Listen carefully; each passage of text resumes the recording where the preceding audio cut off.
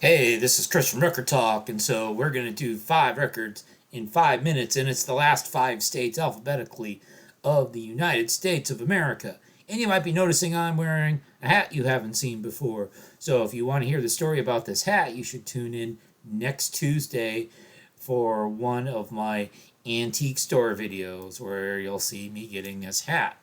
But let's talk about records from some states. Virginia. So we're going to go with Missy Elliott under construction. And so basically, Missy Elliott grew up in Portsmouth, Virginia, which is near Norfolk. Another choice I could have made is I could have gone with Ella Fitzgerald, born in Newport News, but she moved to Harlem as a child. And I don't think it's really associated with Virginia, where Missy Elliott pretty much spent her entire childhood there. Washington State. So we're going to go with the super obvious choice, which of course is the Screaming Trees anthology, the SST years from 1985 to 1989. So SST Records, we like SST Records, even if the owner's kind of a putz, but of course, you had the late Mark Lanigan and Van Conner and Gary Lee Conner and Mark Pickerel was still around at this point of time. And it's this very psyche, not really grungy, yet sort of music going on in the 1980s when this was not something that was coming out all that often. They're from Ellensburg, Washington, which is just some little town in the middle of the state. Couldn't find any bands from like Yakima or Kennewick or Walla Walla. So there you go. And then Wisconsin. Oh, before Wisconsin, we got to do West Virginia. All right, we got a single for West Virginia. And so representing the state of West Virginia is the country singer Red Sovine.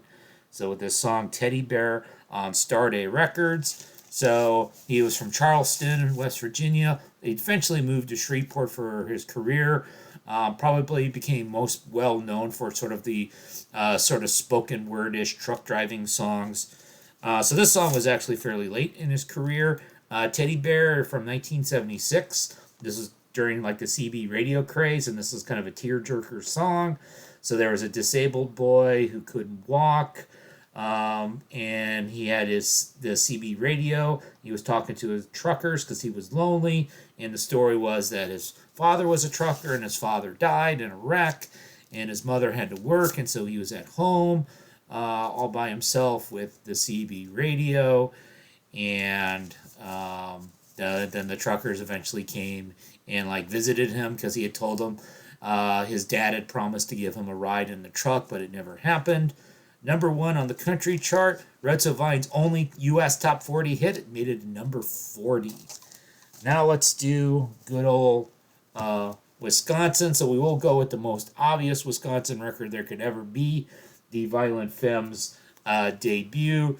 So your good old folk punks from Milwaukee, Gordon Gano and Brian Ritchie and Victor DiLorenzo. And if you're watching my channel, you probably know these songs pretty well. I pretty much wore out my cassette tape back in the day of this. Blister in the Sun, Kiss Off, Please Do Not Go, Add It Up. I forget what 8 was for, as somebody's changed their channel name 8 times this year. And then finally, what you guys have all been waiting for is how am I going to do Wyoming? Well, who's associated with Wyoming musically? Kanye West. He used to live in Wyoming. The country singer Chris Ledoux.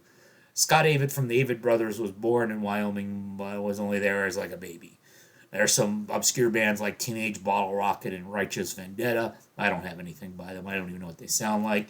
So we've got this group called Map of Wyoming with this album from the year 2000 called Trouble Is. And so what's the story? I blind bought this for a couple bucks.